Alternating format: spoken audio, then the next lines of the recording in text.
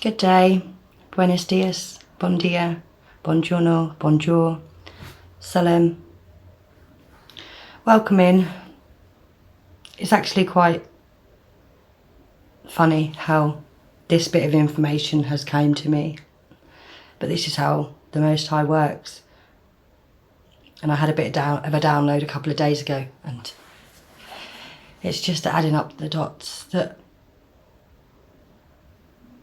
it just puts things into perspective as well, you know.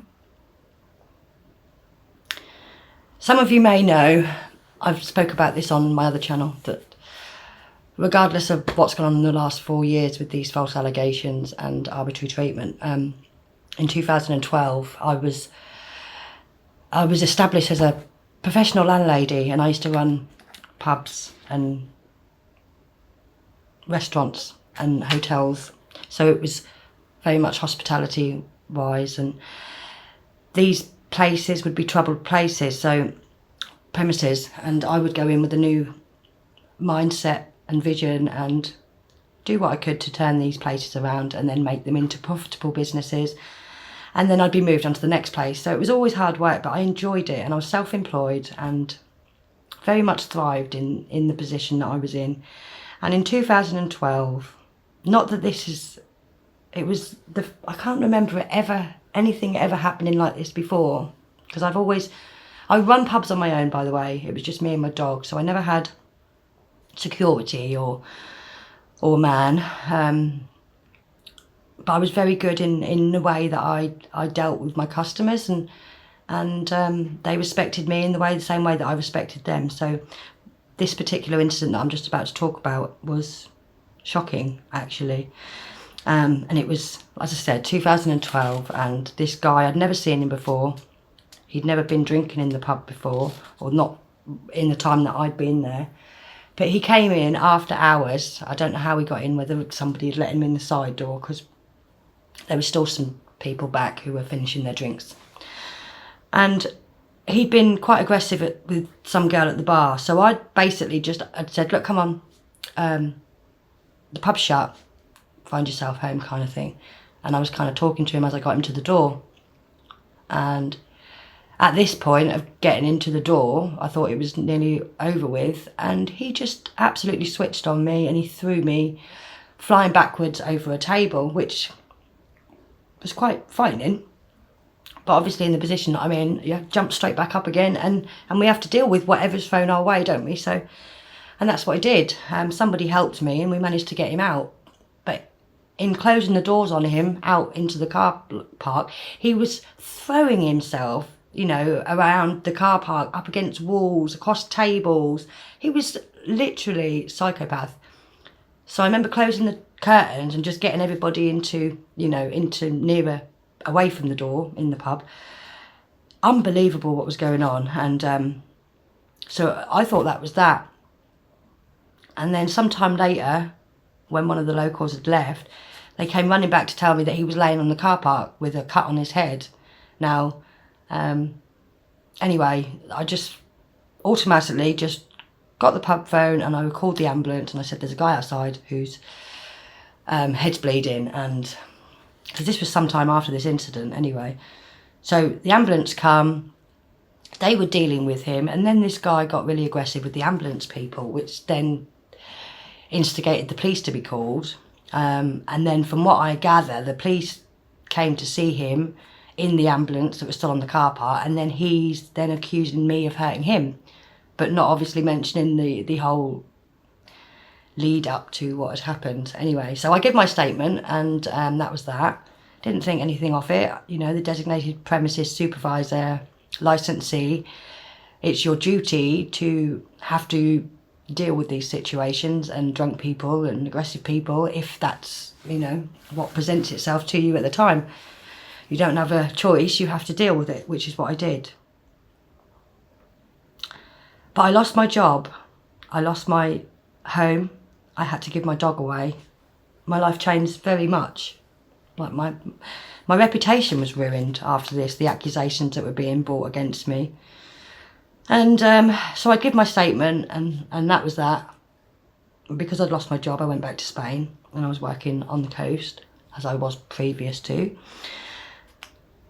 And then coming back to England around Christmas time, I think the following year, I was arrested by armed police at the airport. Now, my parents were there to pick me up. So obviously it was quite embarrassing, being treated like a criminal again. So anyway, there was bail conditions imposed. My passport was taken. But it was all false allegations. To see, it was all arbitrary allegations, and so I was given a barrister on legal aid to help me with this case, and he wasn't very helpful at all. On the couple of occasions that I did go and speak to him in the place where he was, which was quite a few miles away from where I was staying after coming back from Spain, he would turn up to these meetings and have no paperwork with him, so he couldn't discuss or go through anything with me anyway, so it was a wasted trip. But I knew I was innocent, and I suppose I wasn't too worried in that sense, you know, if he's getting the paperwork, you know. But then after these court cases that sort of were going on in the magistrates, it was sent to Crown Court. And the day of this trial, that my barrister has tried to hand me a piece of paper to present an early plea bargain, and he said if you go guilty, there'll be a lighter sentence. You look at 12 to 18 months. If you go not guilty, then you're looking at 3 years. And I'm like, this guy's not even tried to help me. I've not seen the evidence that they've got against me or anything. So I basically said, you're joking. That's not happening. And I walked into the court and I said to the judge that I was innocent. And the judge, this is what gave me faith in the system, that regardless of what all these allegations that have been made and coercive behaviour into these criminal courts, the judge saw straight through it, and he said, why is she here? She's fully within her rights to eject someone from the premises, and it sounds like he got what he deserved. And I walked out of court. But that was on the grounds that there was no more evidence. So the evidence that they had accumulated to build this case, this prosecution against an innocent woman who was doing nothing more than her job in an awkward and volatile situation, there wasn't the standard of the burden of proof, which means it was on a whim, hoping and praying that I would, or the woman would, take a early plea bargain through fear, which then contracts you into being a criminal. And I was lucky that I had an honourable judge in that court that day, which gave me my confidence in my innocence and who I am as a woman, being able to speak up for myself and say what is right and not just go along with these coercive behaviours that are obviously not there for your benefit or for the greater good, for you, for any help towards you. So that all went on back in 2012. Like I said, you know, it took a long time. I don't think I ever recovered from it, really, because that was my profession, my character, and I lost my little boy in the process of this court case. I'm not saying it was all down to that, but it certainly didn't help. So I had a little download a couple of days ago, which was quite... So when I have these downloads with the Most High, there's a reason behind it, and when I go looking into it, it's just astonishing how they connect, how he connects to give me these answers, you see. Well, it turns out that the chief prosecutor in 2012 that would have oversaw these prosecutions to make sure that they were legitimate enough with the burden of proof of evidence to follow through with accusations against an individual, there has to be a burden of proof. But obviously there wasn't the standard met. The standard wasn't met, otherwise the prosecution would have brought more evidence forward. And so it's very clear. And the chief prosecutor of the Crown Prosecution Service at that time, who would have overseen that malicious prosecution, is our now Prime Minister, Keir Starmer. So the integrity of these claims being made against an innocent woman who was just trying to do her job, and then to be thrown out of the court because there wasn't enough evidence, yet the damage had already been done. This went on for some time, trying to deem this woman a criminal. And there was a lot of healing that had to go on afterwards, which prevented any comeback, or, you know, trying to establish what grounds they had to even bring this case forward in the first place. What was the intention behind it? Now, what I will say, and this is hearsay, because at the time, obviously, I was still landlady for some weeks after, and my locals, you know, I got on with all my locals pretty well, which is quite sad of why this happened. And so I was told that the guy that was actually in my pub that night, who came in really late and I tried to eject, who threw me over a table, and then apparently was outside on the car park, and apparently that was me that done that. His auntie is a top barrister, was a top barrister in the area, and this is 2012, so not sure what position she would hold now. And also, he'd just come out of prison for stabbing somebody, so, you know.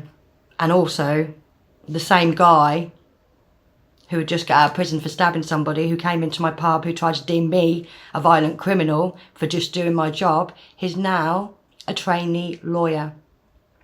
That's where we stand with the British justice system. And it's a frightening scenario to have, really, because it seems legal.